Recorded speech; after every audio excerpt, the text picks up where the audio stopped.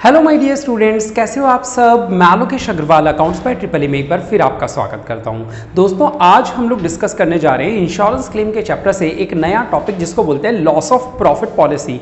बड़ा ही interested topic है। थोड़ा सा सवाल इसका लेंदी, मतलब आपको रोबोटिक स्टेप्स कुछ सिखाने वाला हूं, जैसे मैंने पिछली क्लास में भी बताया होगा। उतना सीखने के बाद आप लोगों को जरा सी भी टेंशन नहीं होगी, यानी बस आज की क्लास आप पढ़ लो तो आपके 20 नंबर पक्के आ गए बेटा पेपर के अंदर, है ना। चलो आज शुरू करें। लॉस ऑफ प्रॉफिट पॉलिसी क्या होती है, ये पॉलिसी, इसके बारे में चर्चा करते हैं। लॉस ऑफ प्रॉफिट पॉलिसी, ठीक है।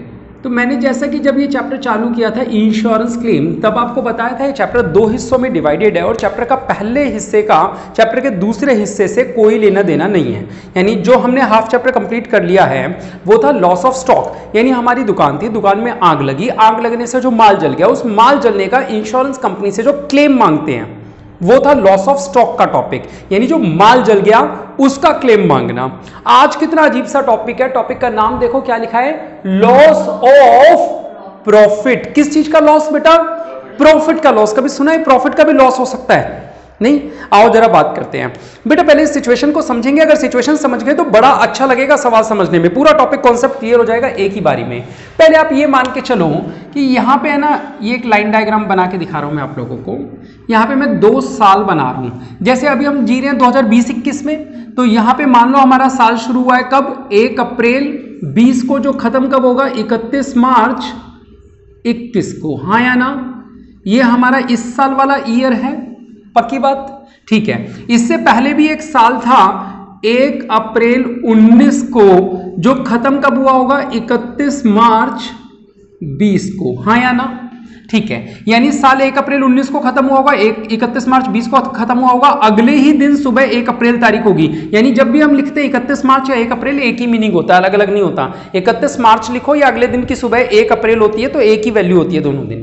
तो 31 मार्च 1 अप्रैल की डेट, और ये वाला साल जब खत्म होगा तब कब खत्म होगा? 31 मार्च 21 को खत्म होगा, हाँ या ना। तो अभी हम जी रहे हैं सन 2020-21 में। हमारा जो लाइफ चल रही है अभी कौन से साल में जी रहे हैं? अभी हम लोग सन 2020-21 में। मान लो 2020-21 में कोई भी एक डेट बोलो, सन 2020-21 की कोई भी डेट जो आप बोलोगे, कोई भी एक डेट बोल दो। क्या? 11 फैब। चलो तो 11 नवंबर ले लेते हैं, काम करते हैं। चलो आपके कहने पे मैंने डेट ले ली। डेट ले ली मैंने 1 अक्टूबर। क्या डेट ले ली? 1 अक्टूबर या 1 नवंबर, कोई भी डेट ले लो। कौन सी डेट ले लूं? 1 नवंबर डेट ले लूं। यानी 1 नवंबर 2020 को मैंने रेड पेन से लिखा, क्योंकि रेड कलर से फायर होती है बेटा। 1 नवंबर 2020 को, ये 2020 की 1 नवंबर है, उस दिन क्या हुआ? आग लग गई बेटा। ये दिख रहे हैं, ये आग लग गई है ना बेटा। 1 नवंबर 2020 को क्या हुआ? आग लग गई गोडाउन में। अब आग लगने से माल तो जलता है, वो तो हमने इस चैप्टर के आधे हिस्से में पढ़ लिया। तो आज क्या पढ़ना है हमें? आज हमें ये पढ़ना है कि सर आग लगने की वजह से, आपको दिख रहा है आज 1 नवंबर है बेटा, और अपन जैसे ही सुबह ऑफिस में आए, अपन ने शटर खोला तो यहाँ पे क्या दिखा? हर जगह आग तो बुझ चुकी है अब तो, है ना। लोगों ने फायर फाइटिंग वो बुला के आग बुझवा दी, और अब अपन ने शटर खोला तो क्या दिख रहा है? सब जगह जला हुआ काला कचरा और ये सब, यही सब दिख रहा है। कालिक हो रखी है, सब चीजें जली पड़ी है, तहस नहस हो रखा है सब कुछ। यही होता है आग लगने के बाद। इमेजिन कर पा रहे हो? तो 1 नवंबर को आग लग गई। हमने कहा चलो कोई बात नहीं, माल जो जल गया उसका क्लेम तो क्या करेंगे अपन? इंश्योरेंस कंपनी से ले लेंगे। लेकिन यार दोबारा से आज मुझे यहां पे बैठ के माल बेचना है। मान लो आज मैं नया माल भी खरीद के ले आता हूं तुरंत ही, तो क्या मैं ऐसी स्थिति में दोबारा से माल बेच सकता हूं? मेरा फर्नीचर सब जल गया, मेरा एसी वेसी सारी चीजें खराब हो चुकी है बेटा। पूरा एस्टेब्लिशमेंट आप देख रहे हो, ये पूरा शोरूम का तहस नहस हो गया। अब क्या मैं आज ही अगर नया माल भी लाऊं तो बेच सकता हूं क्या इस दुकान में बैठ के? नहीं बेच सकता ना। मुझे क्या करना पड़ेगा? कम से कम 2 महीने 3 महीने में इस दुकान को रिन्यू करना पड़ेगा, दोबारा से जचाना पड़ेगा, सेटल अप करना पड़ेगा। इतने दिन तक मैं ठाला बैठा रहूंगा? मान लो 3 महीने लग रहे हैं दोबारा शोरूम का फर्नीचर बनाने में या कुछ भी काम करने में, सेटअप करने में, दोबारा से लाइटिंग वाइटिंग सब चीजें करने में, तो वो 3 महीने मेरे बेकार हो गए बेटा, हाँ या ना। वो 3 महीने जो मेरे बेकार हुए, उन 3 महीनों में मैं प्रॉफिट कमाता, हाँ या ना। उन 3 महीनों में जो मैं प्रॉफिट कमाता वो कंपनी से मांगूंगा कि भैया तुम दो, क्योंकि आग मेरे यहां लगी है, मैं नहीं कमा पा रहा हूं पैसे, तो तुम मुझे पैसे दो। मैं इंश्योरेंस कंपनी से पैसे मांग रहा हूं, किस चीज के? लॉस ऑफ प्रॉफिट के। ये लॉस ऑफ प्रॉफिट क्या है? जितने समय तक आप काम धंधे पे नहीं जा सके या काम धंधा ठीक से नहीं कर सके। अच्छा, मैंने एक ऑप्शन किया, मैंने क्या किया, सामने वाली एक छोटी सी दुकान थी टेम्परेरी, एक बार यहीं पे क्या किया, तख्ता वख्ता बिछा के, भाई फर्नीचर तो बाद में बनता, तख्ता वख्ता बिछा के सामने क्या किया, माल बेचना चालू कर दिया, ठीक है, और सामने किराए पे ले ली वो चीज 5,000 या 10,000 के किराए पे। तो क्या आप कंपनी मुझे क्लेम देगी? हाँ, कंपनी मुझे क्लेम देगी, क्योंकि इंसान अपने जिंदगी जीने के लिए थोड़ा बहुत काम तो कर लेता है, लेकिन कंपनी तो क्लेम कब दे कब ना दे, तो कंपनी क्लेम तो देगी, ठीक है। तब भी अगर मैं पड़ोस में जाके कोई छोटी दुकान खोल भी लेता हूं तो कंपनी को इससे कोई लेना देना नहीं है, मेरा ये वाला जो बिजनेस है ये तो ठप पड़ा हुआ है ना, तो कंपनी पैसे देती है। अब सुनना कौन से समय का क्लेम मिल रहा है। 1 नवंबर 2020 से कोई भी 2 या 3 महीने बोल दो, कितने महीने बोलूं, 2 महीने या 3 महीने, 3 महीने बोल दूं, 1 नवंबर 2020 से नवंबर, दिसंबर, जनवरी, 31 जनवरी बोल दें, 31 जनवरी 2021 तक मैं काम नहीं कर पाया था। 31 जनवरी 2021 तक आग लगी थी 1 नवंबर 20 को, मैं काम कब तक नहीं कर पाया हूं, 31 जनवरी 21 को। तो कितने महीने का पीरियड हुआ बेटा ये बीच में, समझ रहे हो, कितने महीने का पीरियड हुआ, 3 महीने का कंपनी मुझे प्रॉफिट देगी, हाँ या ना? बात समझ में आ रही है? लॉजिकली सब कुछ, अभी तो मैंने शुरू ही नहीं किया जो आज मेरे को रोबोटिक स्टेप्स बताने हैं, मैं तो पहले आपको स्टोरी समझा रहा हूं कि ये क्या है, ठीक है, फिर वो स्टेप्स बताऊंगा जिससे हर सवाल सॉल्व हो जाएगा। कुछ भी करो हर सवाल सॉल्व हो जाएगा। 3 महीने समझ में आया? मुझे कंपनी से इन 3 महीनों का प्रॉफिट चाहिए। अब एक बात बताओ बेटा, समस्या तो अब शुरू होगी, उस समस्या का फिर हल निकालेंगे। समस्या ये कि जब मैंने 3 महीनों में काम ही नहीं किया, जब मैंने 3 महीनों में काम ही नहीं किया, तो कंपनी को कैसे ये पता चलेगा कि मैं 3 महीनों में कितना कमाता? भाई कंपनी क्या कहेगी, ठीक है हम 3 महीने का प्रॉफिट देने को तैयार है, बता 3 महीने में प्रॉफिट कितना होता? तो हम कहेंगे जब 3 महीने में काम ही नहीं किया तो कैसे पता चलेगा कि 3 महीनों में कितना प्रॉफिट हुआ? तो फिर कंपनी ने हमें कुछ रूल्स बताए हैं जो हम यहां पे स्टेप्स में पढ़ने वाले हैं।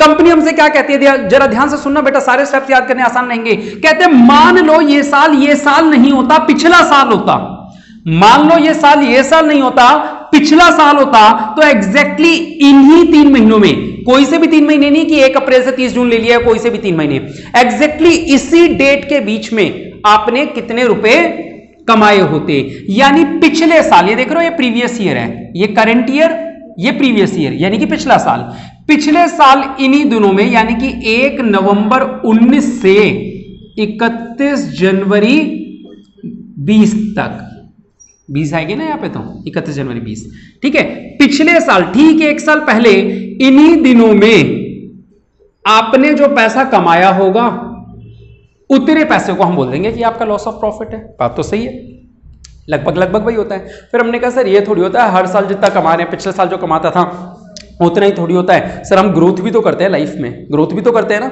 तो सरकार कहती है ठीक है, आपकी जो ग्रोथ है, ग्रोथ पॉजिटिव भी हो सकती है, नेगेटिव भी हो सकता है, कम भी कमा रहे हो, सरकार के किसी नियम की वजह से आपकी कमाई कम हो गई हो, तो आपका जो ट्रेंड है कमाने का, क्या है ट्रेंड, वो ट्रेंड साइड में लिख देता हूं एक बार, है ना, यहां लिख देता हूं, जो आपका कमाने का जो ट्रेंड है वो प्लस माइनस हो सकता है परसेंटेज में, ठीक है, वो प्लस या माइनस कर देंगे, कोई दिक्कत नहीं है।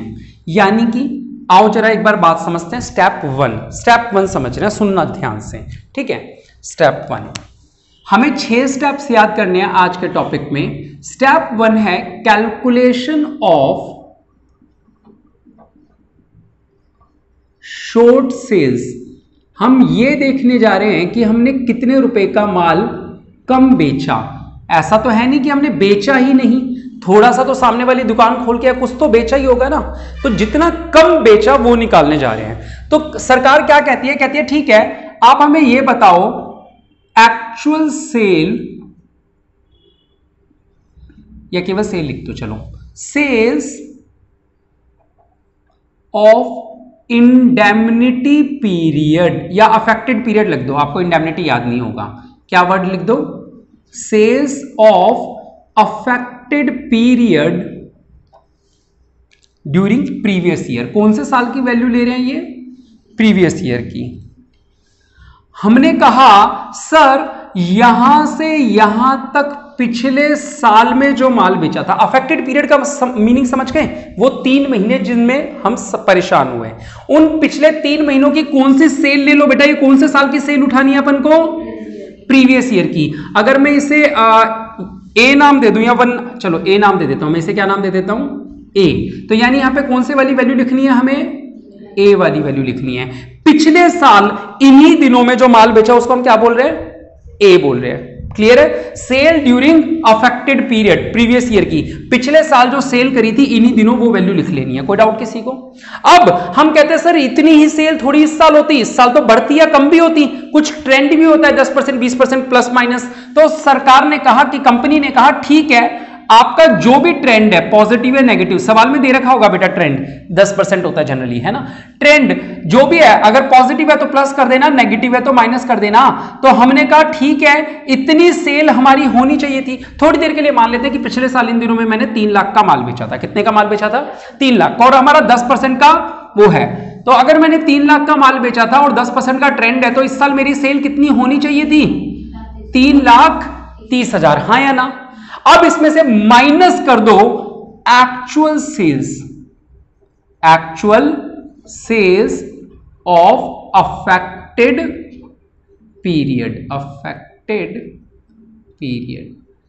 एक्चुअल में क्या आपने इन दिनों थोड़ा भी माल नहीं बेचा? कुछ तो बेचा होगा, 8 आना 2 रुपया कुछ तो बेचा होगा बेटा। यहां से यहां तक की सेल को हम एक्चुअल सेल्स बोलेंगे इस पीरियड की, हाँ या ना बेटा? क्लियर है? यहां से यहां तक की सेल को क्या बोलेंगे? Actual sales. यानी ये माइनस कर देंगे तो जो आंसर निकलेगा, हम क्या कैलकुलेट कर रहे थे यहां पे? शॉर्ट सेल्स, यानी कि कितना माल कम बिका। तो यहां पे क्या आंसर निकल जाएगा? ये हमारा शॉर्ट सेल्स, हाँ या ना? आ रही बात समझ में? यानी कि मान लो 3 लाख का माल बेचा था पिछले साल इन्हीं दिनों में, 10% का क्या था? ट्रेंड था। तो 3,30,000 की सेल होनी चाहिए थी अगर आग नहीं लगती तो। इस साल की सेल कितनी होनी चाहिए थी? 3,30,000 होनी चाहिए थी। लेकिन मान लो एक्चुअल में हुई कितने रुपए की? 1 लाख की। तो यहां पे क्या कर दूंगा मैं? 1 लाख रुपए माइनस कर दूंगा तो मेरा रियल में कितने रुपए का कम माल बिका? 2,30,000। ये शॉर्ट सेल्स है। शॉर्ट का मीनिंग समझ रहे हो क्या होता है? शॉर्ट का मतलब इतना माल कम बिका। भाई 1 लाख का तो मैंने बेच लिया ना, बिकता 3,30,000 का, तो कितने रुपए का माल कम बिका? 2,30,000 का। देखो समझ में आ रहा है तो बहुत बढ़िया, नहीं आ रहा है तो उससे बढ़िया, क्योंकि आपको आंसर निकालना है। आपको मीनिंग अगर नहीं भी पता शॉर्ट सेल क्या होता है तो आपको तो बस वैल्यू पुट करनी है। क्या सर? इस वाली सेल में ट्रेंड जोड़ना है और ये वाली सेल माइनस करनी है, बस यही करना है। क्या करना है सर? पिछले साल की इन दिनों की सेल लिखनी है, उसमें क्या करना है? ट्रेंड जोड़ना है। और क्या करना है सर? इस साल जो इन दिनों सेल हुई थी उसको माइनस करना है। बताओ स्टेप 1 याद हुआ या नहीं हुआ? हो गया? बस समझ में आ रहा है? मैं तो एक्चुअली समझाना चाह रहा हूं, अगर समझ में आ रहा है तो बहुत अच्छा, नहीं आ रहा है तो कोई फर्क नहीं पड़ता, क्योंकि आंसर निकालने के लिए समझना जरूरी नहीं है। मुद्दा यह कि सर स्टेप 1 में करना क्या है? सर शॉर्ट सेल्स निकालनी। कैसे निकलेगी सर? पिछले साल के इन दिनों की सेल प्लस ट्रेंड माइनस इन दिनों की सेल इस साल की। ठीक है? ये सेल कौन सी है? अफेक्टेड पीरियड, ये करंट ईयर वाली है, हाँ या ना? बी। आ रही है बात समझ में? जो चीज मैं रेड पेन से लिख रहा हूं वो आपको ध्यान दिखाने के लिए कर रहा हूं। आ रही है बात समझ? चलो ठीक है बेटा, स्टेप 1 हमारा हो गया। स्टेप 2 आइए यहां पे देखते हैं। स्टेप 2 बिल्कुल एक नई चीज पढ़ने जा रहे हो जो आप लोगों को हजम नहीं होगी कि सर ये चीज क्यों है ऐसी, लेकिन आपको याद करनी पड़ेगी क्योंकि कंपनी ने फार्मूला ऐसा डेवलप कर रखा है। बेटा आप लोगों ने बचपन से एक रेशो पढ़ा है 12th क्लास से, ग्रॉस प्रॉफिट रेशो। क्या पढ़ा है? Gross profit ratio. और ग्रॉस प्रॉफिट रेशो का फार्मूला हमेशा से क्या पढ़ा है आप लोगों ने पता है? Gross profit upon net sales into 100। हमेशा से यही पढ़ा है अपने, gross profit upon net sales into 100। यहां पे ये कहते हैं इस चैप्टर में नहीं नहीं नहीं नहीं, ग्रॉस प्रॉफिट रेशो का फार्मूला हम अपने तरीके से सिखाएंगे आपको। हमने कहा सिखा दो, आप क्या बोल रहे हो? कह रहे नाम तो ग्रॉस प्रॉफिट है लेकिन फार्मूले में प्रॉफिट कौन सा लिखना है? नेट प्रॉफिट लिखना है। ठीक है? अपॉन नेट सेल्स, बिल्कुल सही सर। ग्रॉस प्रॉफिट को किस चीज में बदल दिया? नेट प्रॉफिट में। और इसमें एक चीज और जोड़ देना। क्या जोड़ देना बेटा? Insured standing charges. क्या जोड़ देना इसमें? इंश्योर्ड स्टैंडिंग चार्जेस, जिसको मैं बाद में ISC के नाम से शॉर्टकट में पुकारूंगा। ठीक है? इनटू 100। आई बात समझ? सर क्या क्या नया है? सर ग्रॉस प्रॉफिट में जो जोड़ना है उसका नाम ग्रॉस प्रॉफिट नहीं, कौन सा प्रॉफिट है? Net profit. दूसरा सर केवल ग्रॉस प्रॉफिट ही नहीं लिखना, इसमें एक चीज और जोड़नी है जिसको हम क्या बोलते हैं? Insured standing charges. आई बात समझ में? नाम है जीपी रेशो, फार्मूला क्या है sir? Net profit upon net sales. Gross profit upon net sales की बजाय क्या लिखना है? Net profit upon net sales. और नेट प्रॉफिट में एक चीज जोड़ देनी है, क्या? Insured standing charges. अब ये होते क्या है? पहली बात तो मैं समझा तो रहा हूं, समझ में आया तो अच्छी बात है, वरना फार्मूला तो याद रखना, सवाल में साफ साफ लिखा होगा इंश्योर्ड स्टैंडिंग चार्जेस। आपको क्या करना है? उसको प्लस करना है। ठीक है, सुनो इंश्योर्ड स्टैंडिंग चार्जेस क्या होते हैं बेटा। इंश्योर्ड स्टैंडिंग चार्जेस, पहले तो स्टैंडिंग चार्जेस सुन लो बेटा। ऐसे खर्चे अगर हम खाली भी खड़े रहें, काम धंधा नहीं है अपने पास, पूरे दिन एक ढेले भर का कस्टमर नहीं आ रहा, पूरे दिन मक्खी मच्छर मार रहे हैं अपन, फिर भी जो ऐसे खर्चे हैं जो होने ही हैं, जिन्हें अपन अवॉइड नहीं कर सकते, उन्हें बोलते हैं स्टैंडिंग चार्जेस। जैसे इस जगह का किराया, मैं 3 महीने तक धंधा नहीं करूंगा तो भी जाएगा ना बेटा। इस जगह का बिजली का बिल, अगर मैं धंधा नहीं करूंगा तो भी बिजली का मिनिमम बिल तो आएगा ही आएगा, जो सरकार को आपको पता है ना, अगर घर बंद भी पड़ा है तो भी बिल तो आता ही आता है, मिनिमम बिल आएगा ही आएगा। ऐसे बहुत सारे खर्चे होते हैं जो स्टैंडिंग चार्जेस होते हैं, यानी कि काम धंधा नहीं भी हो रहा तो भी खर्चा होगा। सर इंश्योर्ड स्टैंडिंग चार्जेस का मीनिंग क्या होता है बेटा? हमारे ऐसे बहुत सारे खर्चे हो सकते हैं जो स्टैंडिंग चार्जेस हो, जैसे कि हमारे स्टाफ की सैलरी, अगर मैं 2-3 महीने तक काम नहीं भी करूंगा तो मुझे अगर उस स्टाफ को बनाए रखना है तो मुझे उसको सैलरी तो देनी पड़ेगी, हाँ या ना? तो ऐसे बहुत सारे खर्चे हो सकते हैं जो स्टैंडिंग चार्जेस होते हैं, लेकिन हमने सारे स्टैंडिंग चार्जेस का इंश्योरेंस ले रखा हो ये तो जरूरी नहीं है। जिन चीजों का हमने इंश्योरेंस ले रखा है उसे बोलते हैं इंश्योर्ड स्टैंडिंग चार्जेस, ठीक है। और जिनका नहीं ले रखा होगा उनको क्या बोल देंगे? Uninsured standing charges. जिनका इंश्योरेंस ले रखा है उनको क्या बोलेंगे? Insured standing charges. जिनका नहीं ले रखा उनको क्या बोलेंगे? Uninsured standing charges. यहां पे कौन से वाले जोड़ने हैं? इंश्योर्ड वाले जोड़ने हैं, जिनका इंश्योरेंस करवा रखा है। डन। हमें पता है, मैं आपको बता दूं बेटा, सवाल में सारी वैल्यूज दे रखी होंगी, हमें केवल यहां वैल्यू पुट करते करते करते आंसर निकालना है। इतने आसान सवाल है ये, सब कुछ दे रखा होगा, बस पहले एक बार ये 2 लाइन का डायग्राम बनाना होगा, ठीक है। ये डायग्राम एक बार बन जाएगा, उसके बाद सारी वैल्यूज पुट करते हुए आंसर आएगा। 20 नंबर बिल्कुल फ्री में घर आ जाएंगे। बस आपको स्टेप्स के फार्मूले याद होने चाहिए। बताओ ये याद हुआ क्या? जीपी रेशो का फार्मूला याद हो गया? 2 स्टेप्स हमने लिख लिए। रोशन अभी कुछ कॉपी मत करना, मैं बाद में इसके ना फोटो भेज दूंगा व्हाट्सएप पे, ठीक है। और अगर ब्लैक ब्लू और रेड पेन हो तो इसी तरीके से कॉपी करना जैसे मैंने कॉपी किया, ठीक है। चलो, क्योंकि अगर कोई खास बात होती है ना बेटा तो मैं उसे रेड पेन से मार्क कर देता हूं। तो यहाँ पे खास बात क्या थी कि जी की बजाय क्या है? नेट प्रॉफिट है। यहाँ खास बात क्या है? ये प्रीवियस ईयर का है, ये करंट ईयर का है, ये ए यानी कि ये वाली सेल है, ये बी यानी कि ये वाली सेल है, ठीक है। तो हाईलाइट करता हूं मैं चीजों को। चलो 2 स्टेप याद हुए या नहीं हुए? तीसरा काम करते ही हमें चैन की सांस ले लेते हैं, क्योंकि आधा सवाल हो जाता है, 3 स्टेप होते है ना, 6 स्टेप्स करने हैं। स्टेप 3 के अंदर हमें फाइनली वो निकालना है जो यहां पे लिखा है, यानी कि लॉस ऑफ प्रॉफिट। इसको एलओपी बोलते हैं, है ना, लॉस ऑफ प्रॉफिट। इसको हम किस नाम से पुकारेंगे? एलओपी, ठीक है बेटा। एलओपी का फार्मूला क्या होगा? बड़ी सिंपल सी बात है sir. Answer step 1 into step 2 क्या होगा इसका? स्टेप 1 इंटू स्टेप 2, यानी कि ये पेपर में नहीं लिखना है स्टेप 1 स्टेप 2, ये मैं आपको हिंट के लिए बता रहा हूं। आपने जो शॉर्ट सेल्स निकाली है ना, बस उस शॉर्ट सेल्स को इस जीपी रेशो से मल्टीप्लाई कर दो, ठीक है, तो आपका आंसर आ जाएगा लॉस ऑफ प्रॉफिट। ये बात याद हो गई। थर्ड स्टेप याद हो गया। थर्ड स्टेप में सर कुछ नहीं करना, फर्स्ट स्टेप के आंसर को सेकंड स्टेप के आंसर से मल्टीप्लाई कर देना। मान लो यहाँ पे 2,30,000 है और यहाँ पे आया 20%, तो 2,30,000 का क्या निकाल दोगे? 20%। आया समझ? आधा सवाल हो गया हमारा, ठीक है, आधा सवाल हो गया। नहीं, अभी तो पूरे 20 दिलाऊंगा, चिंता क्यों कर रहे हो। चलो, अब एक 2 बातें बतानी और रह गई थी। यहाँ पे ये नेट प्रॉफिट और नेट सेल कौन से साल का होता है बेटा? यहाँ पे ये जो नेट प्रॉफिट और नेट सेल्स होते हैं ये दोनों प्रीवियस ईयर के होते हैं। कौन से साल के होते हैं बेटा? ये प्रीवियस ईयर। अगर मैं यहाँ पे बोलूँ, यहाँ लिख देता हूँ net profit of previous year. मैं जब भी कोई सवाल करवाऊंगा यहाँ पे लिखूंगा वो प्रीवियस ईयर का। और दूसरा क्या? Net sales of previous year. जब मैं बोलता हूं नेट प्रॉफिट और नेट सेल, इसका मतलब ये पिछले पूरे साल का प्रॉफिट, पिछले साल का पूरे साल का प्रॉफिट, पूरे का ही दे रखा होगा सवाल में। और ये सेल भी कौन सी? पीवाई लिखा है, यानी कि नेट सेल कौन से साल की? पिछले पूरे साल की। लो, आप चाहो तो मैं लिख देता हूं नेट प्रॉफिट कब का? 1 अप्रैल 19 से 31 मार्च 20 का। और नेट सेल कौन सा? 1 अप्रैल 19 से 31 मार्च 20 का। ये net sales of previous year है, ठीक है बेटा।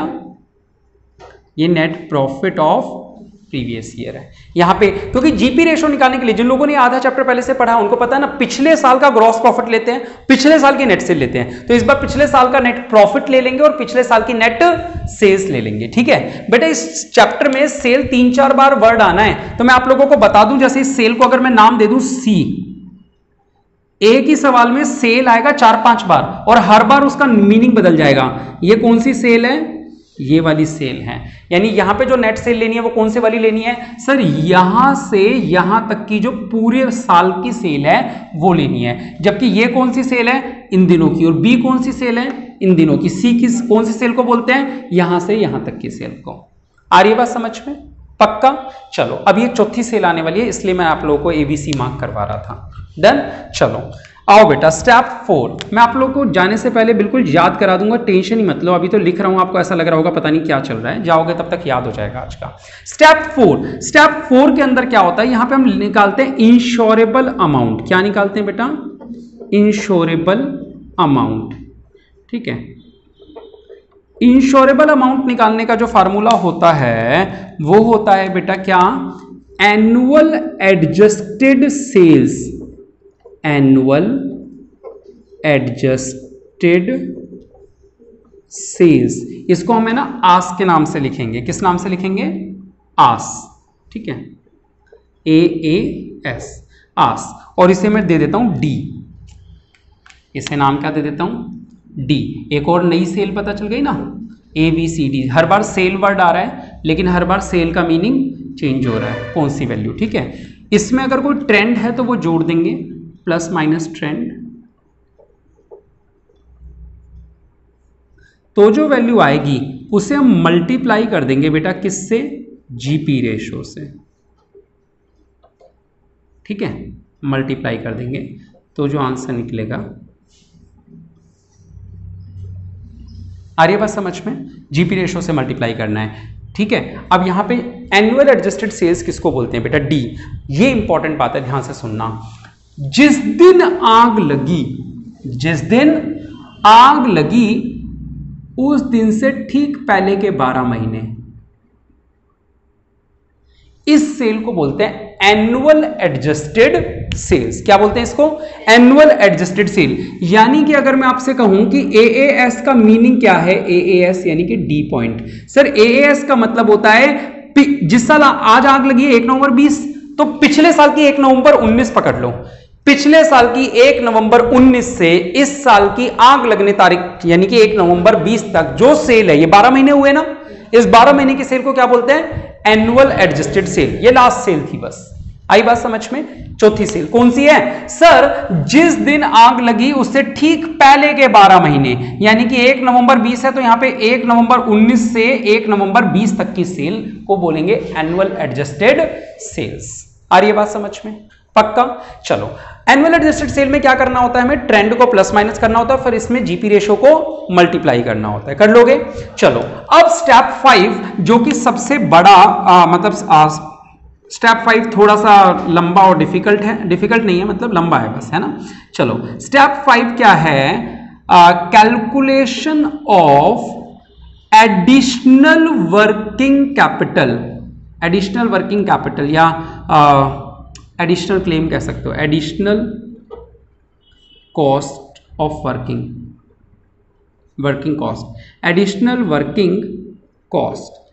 पता है ये पॉइंट क्या कहता है, ये पॉइंट कहता है कि सरकार हमें, कंपनी से बोल रहे हैं, कंपनी हमें केवल लॉस ऑफ प्रॉफिट ही नहीं चाहिए, हमें लॉस ऑफ प्रॉफिट ही नहीं चाहिए, हमने सामने वाली दुकान में काम किया, हमने सामने वाली दुकान में काम किया, उस दुकान में काम करने के लिए उस दुकान का किराया दिया, इसका तो चल ही रहा था ना बेटा। सामने वाली दुकान में 3 महीने तक बैठ के काम कर रहा हूं तो सामने वाली दुकान का किराया और दे रहा हूं, सामने वाली दुकान का बिजली का बिल, सामने वाली दुकान का तख्ते का खर्चा, और चीजें भी तो है ना।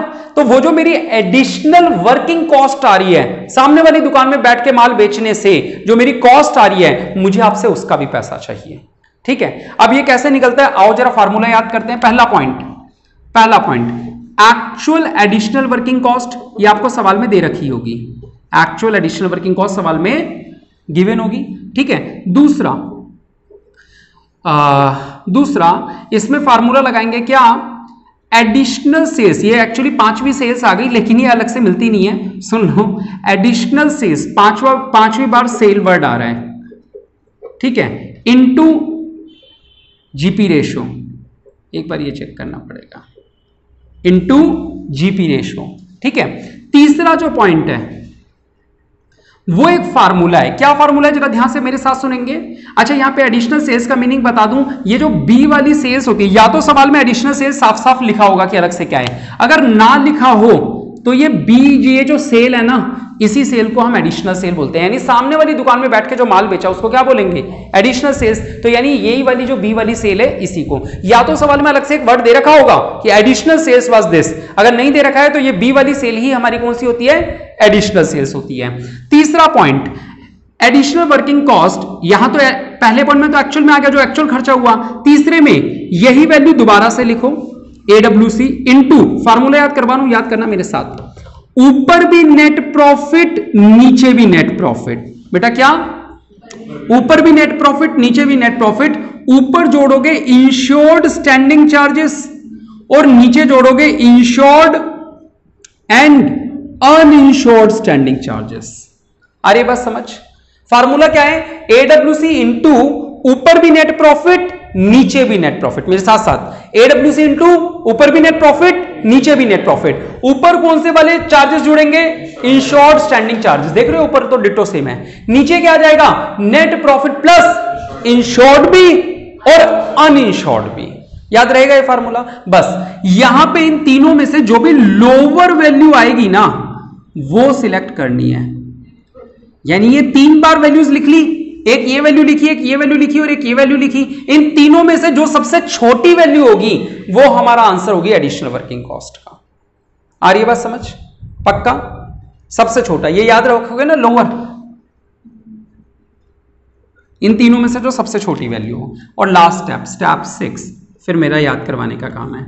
स्टेप 6 का मतलब है क्लेम। अब फाइनली आपको पैसा चाहिए कंपनी से, क्लेम कितना मांगोगे बेटा, क्लेम कैसे मांगते हैं, क्लेम मांगते हैं पॉलिसी अमाउंट, यानी जितने की पॉलिसी आपने ले रखी है वो ऊपर, डिवाइडेड बाय इंश्योरेबल अमाउंट, जितने की लेनी चाहिए थी वो नीचे, इनटू में आप कंपनी से किस किस चीज का पैसा मांग रहे हो, आप एक तो कंपनी से मांग रहे हो लॉस ऑफ प्रॉफिट, हाँ या ना, और दूसरा आप कंपनी से क्या मांग रहे हो, एडिशनल वर्किंग कॉस्ट। और एक बात, अगर इन 3 महीनों के दौरान मान लो आपके लैंडलॉर्ड ने, इस जगह का जो मकान मालिक था, उसने मुझे बोला चल यार तेरा आधा किराया माफ कर देता हूं, हाँ या ना, आधा किराया माफ कर देता हूं, तो मेरा खर्चा बढ़ा या कम हो गया, कम हो गया, तो कंपनी ज्यादा क्लेम देगी या कम क्लेम देगी, कम। अगर सवाल में कहीं ये वर्ड लिखा हो saving in insured standing charges, तो इसे माइनस कर देंगे। क्यों माइनस कर रहे हैं, कहते हैं सर आपका क्योंकि चार्ज लगा ही नहीं, जब चार्ज लगा ही नहीं तो जो कम कर दिया बॉस, जो आपके लैंडलॉर्ड ने पैसा कम कर दिया, वो पैसा आप कंपनी से भी मांगते समय कम करोगे। ठीक है, ये आपका लास्ट पॉइंट होता है, इसका जो आंसर होता है उसे बोलते हैं क्लेम। ठीक है, करें। अब हमें 6 पॉइंट्स को याद करना है एक एक करके। पहले 3 पॉइंट्स को याद करते हैं, फिर बाद में अलग 3 को, फिर 6 को कंबाइन करते हैं। अगर आप लोगों को ये याद हो गए हैं तो आप वीडियो को इतना ही देख सकते हैं, बाकी क्योंकि अब मेरा याद करवाने का काम है, आपको कोई डाउट हो तो कमेंट करके जरूर पूछ सकते हैं। ठीक है, चलिए याद करें बेटा। बेटा याद करने की ट्रिक सीखते हैं। सर बहुत सिंपल सी बात है, हमें शब्दों को समझना है, अगर शब्द समझ में आ गए तो ज्यादा जल्दी याद हो जाएगा। पहले तो लाइन डायग्राम बनाना है। सर लाइन डायग्राम में हमेशा क्या करेंगे, हम 2 हिस्सों में 2 साल बना देंगे, यानी एक लाइन खींची, बीच में लाइन डाली है, 2 साल में बट गया 2 साल। 2 साल में हम क्या करेंगे, 2 बार यहां पे ऐसे छोटे छोटे से गोले, आधे गोले लगा देंगे, 2 बार छोटे छोटे आधे गोले। वो डेट कुछ भी लिख दे, सवाल में कोई भी डेट बताए, वो डेट इंडेमनिटी पीरियड होती है। ठीक है, इस साल वाली सेल, पिछले साल इन्हीं दिनों की सेल। और क्या करेंगे, इस पहले बिंदु से, जो यहां पे ये पहला बिंदु है, इस पहले बिंदु से इस पहले बिंदु तक एक लगा देंगे। ये क्या हो गया, AAS। यानी कोई भी सवाल आए, आपका जो डिजाइन बनेगा ना बेटा, वो कैसा बनेगा एक बार फिर से बता रहा हूं, यहां देख लेंगे। पहले आप ये लाइन खींचेंगे, इसके 2 टुकड़े करेंगे, यहां पे एक आधा गोला लगाएंगे, यहां पे एक आधा गोला लगाएंगे, और यहां से यहां तक एक लगा देंगे। बस कोई भी सवाल हुआ, फिर से बताऊं क्या है बेटा, आओ। और इन सेल्स के नाम भी लिखते हैं। ये हो गया, ये हो गया, ये इस साल की, ये पिछले साल की, पिछले साल को A, इस साल को B, और यहां से यहां तक ये कौन सी, D। आ रही है बात समझ। और जो पिछले साल का नेट प्रॉफिट होगा वो यहां लिख लेंगे, पिछले साल की नेट सेल यहां लिख लेंगे, ट्रेंड अलग से सवाल में दे रखा होगा तो अलग से लिख लेंगे। आ रही है बात समझ। ये नेट सेल जो पिछले साल की होती है इसको क्या बोलते हैं, सी बोलते हैं। क्लियर है। इसके अलावा सवाल में इंश्योर्ड स्टैंडिंग चार्जेस अलग से दे रखे होंगे, अनइंश्योर्ड स्टैंडिंग चार्जेस अलग से दे रखे होंगे। बस इतना ही डाटा होता है हर सवाल में। ठीक है, फिर से बताऊं मिटा के एक बार, याद हो जाएगा 3 बार देखोगे तो। बता दूं, चलो आपको क्या करना है सर, पहले कोई भी सवाल है एक लाइन खींचनी है, इसके 2 हिस्से करने हैं, यहां पे एक छोटा गोला लगाना है, यहां पे एक छोटा गोला लगाना है। ये हमारी ए सेल है, ये बी सेल है, यहां से यहां तक की सेल को क्या बोलेंगे, डी सेल। सी कौन सी होती है सर, पिछले पूरे साल की सेल को क्या बोलते हैं, सी वाली। और यहां आता है एक नेट प्रॉफिट। ठीक है, उसके अलावा ट्रेंड कुछ होगा तो अलग से लिख लेंगे प्लस माइनस वाला। और क्या करेंगे sir, insured standing charges, uninsured standing charges अलग से लिख लेंगे। बस सवाल में इसके अलावा कुछ नहीं होता। अब याद करें इसका फॉर्मेट, देखो बड़ी सिंपल सी बात है। स्टेप 1 सर, स्टेप 1 में निकालते हैं शॉर्ट सेल, यानी कितने रुपए का माल कम बिका, ये निकालेंगे कितने रुपए का माल कम बिका। सर कैसे, ए वाली सेल में ट्रेंड जोड़ देंगे। अब मैं पूरी लाइन नहीं बोल रहा, ये लाइन आप याद करना। ए वाली सेल में, ठीक है, ए वाली सेल में ट्रेंड जोड़ देना और फिर बी वाली सेल माइनस कर देना, शॉर्ट सेल निकल आएगी। हाँ या ना, ए वाली सेल में ट्रेंड जोड़ देना, बी वाली सेल माइनस कर देना, तो क्या निकल आएगी, शॉर्ट सेल। वर्ड्स आप याद कर लोगे। ए का मतलब होता है पिछले साल इन्हीं दिनों की सेल, बी का मतलब होता है इस साल इन्हीं दिनों की सेल। ठीक है, sales during affected period. Done, ठीक है, ये हो गया पहला स्टेप। सबको याद हो गया, रोशन याद हुआ। ठीक है, step 2 GP ratio. GP ratio कैसे निकलता है sir, GP upon net sales निकलता है। लेकिन अब क्या याद रखना है, एनपी अपॉन नेट सेल। और ये एनपी और नेट सेल कौन से साल के होते हैं, पिछले साल के पूरे 12 महीनों के, पूरा साल है ना। सवाल में दे ही पूरे साल का रखा होता है, कोई टेंशन वाली बात नहीं कि निकालना पड़ेगा, दे रखा होता है सब कुछ। तो आपको तो बस यहां वैल्यू पुट करनी होगी, एक ही नेट प्रॉफिट गिवन होगा वो यहां चिपका देना, पिछले पूरे साल की नेट सेल दे रखी होगी वो यहां चिपका देना। कोई डाउट। इस नेट प्रॉफिट में क्या जोड़ते हैं sir, insured standing charges, ISC और जोड़ते हैं। सवाल में गिवन होंगे, आपको कोई टेंशन नहीं है। डन, ठीक है, ये क्या निकल गया, जीपी रेशो निकल गया। थर्ड स्टेप सबसे आसान है सर, शॉर्ट सेल वाले आंसर को जीपी रेशो से मल्टीप्लाई कर देंगे, क्या आ जाएगा, लॉस ऑफ प्रॉफिट। आधा सवाल हो गया। यानी जब हमें क्लेम मांगना है कंपनी से तो एक तो लॉस ऑफ प्रॉफिट का मांगना है, दूसरा एडिशनल वर्किंग कॉस्ट का। तो लॉस ऑफ प्रॉफिट वाला काम तो हमारा हो चुका है, इतना काम तो। आ रही है बात समझ, ये आधा हिस्सा था।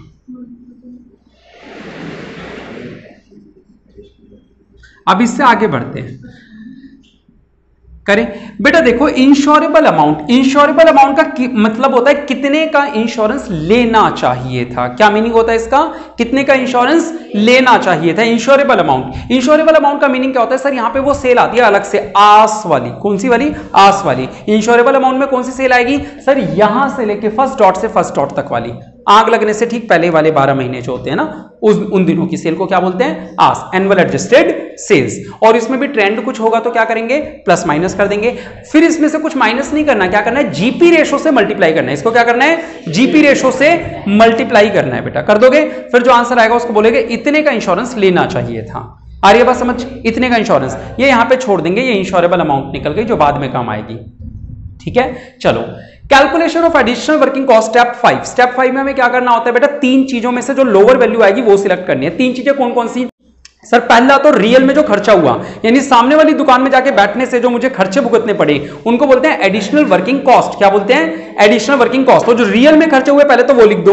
दूसरा सर एक फार्मूला, क्या फार्मूले में क्या है बेटा, हमारी जो एडिशनल सेल हुई, सामने वाली दुकान में बैठ के जो एक्स्ट्रा माल बेचा इनटू जीपी रेशो। ठीक है, एक्स्ट्रा माल बेचा या तो वो दे रखा होगा सवाल में, अगर नहीं दे रखा हो तो ये जो बी वाली सेल होती है ना, ये पूरी की पूरी सेल को एडिशनल सेल समझ लेते हैं हम लोग। Done, into GP ratio. तीसरा काम क्या करना है सर, एक फार्मूला है। फार्मूला बच्चों को मुश्किल लगता है, मैं तो कहता हूं इससे आसान क्या हो सकता है, फार्मूला याद करना है जिसको कहीं ना कहीं आप इससे देखते हुए जोड़ें। ठीक है सर, क्या करना है, एडिशनल वर्किंग कॉस्ट को तो एडिशनल वर्किंग कॉस्ट लिख दो, इसको मल्टीप्लाई और डिवाइड करना है किससे सर, नेट प्रॉफिट से। मल्टीप्लाइड भी नेट प्रॉफिट से, डिवाइड भी नेट प्रॉफिट से। नेट प्रॉफिट में ऊपर क्या आएगा, net profit plus insured standing charges, आ रहा है समझ, और नीचे क्या आएगा, नेट प्रॉफिट प्लस इंश्योर्ड भी और अनइंश्योर्ड भी। याद हुआ या नहीं हुआ, ठीक है, बस ये कर लोगे। इसके इनटू में कोई 100 नहीं होता बेटा, ठीक है, ये इतना ही होता है। लास्ट में क्लेम। क्लेम का मतलब होता है कंपनी से पैसा कितना देगी कंपनी आपको। पॉलिसी अमाउंट यानी कि पॉलिसी ले कितने की रखी थी, सवाल में वैल्यू दे रखी होती है बेटा, सारी वैल्यूज गिवन होती है, हमें केवल रोबोट बनके, मैं बार बार क्यों बोल रहा था रोबोट बना रहा हूं, रोबोट का मतलब मैं आपके अंदर एक कमांड फिक्स कर रहा हूं कि सवाल आप कैसा भी आ जाए आपको तो दिमाग चलाना ही नहीं है, आपको इस डिजाइन में वैल्यूज पुट करनी है। जैसे ये डिजाइन तैयार हो जाता है आपको बस यहां पे एक एक करके सारी वैल्यूज डाल देनी है, आंसर ऑटोमेटिकली आ जाएगा। बुक वाला बेटा अपने स्टेप्स बदलता रहता है, कई बार स्टेप्स खा जाएगा, छोटा सवाल होगा तो बड़ा होगा तो ऊपर नीचे कर देगा।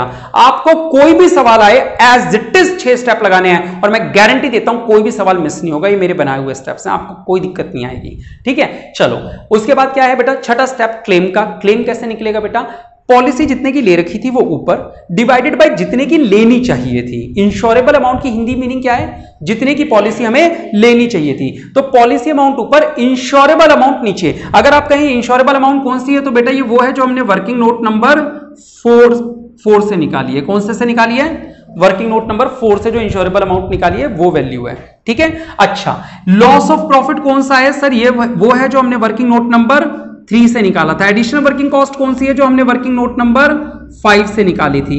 और सेविंग्स अगर सवाल में दे रखी हो तो माइनस करना, सेविंग वर्ड अगर कहीं है सवाल में तो वो यहां पे आके माइनस हो जाता है, अदरवाइज ये कहीं पे भी काम में नहीं आता है। अगर किसी सवाल में मिले saving in short standing charges तो वो यहां लिख देना। डन, तो आप लोगों को इसको याद करना है। कैसे रही क्लास, लाइक और कमेंट करके जरूर बताएं। बहुत बहुत शुक्रिया, जय हिंद जय भारत।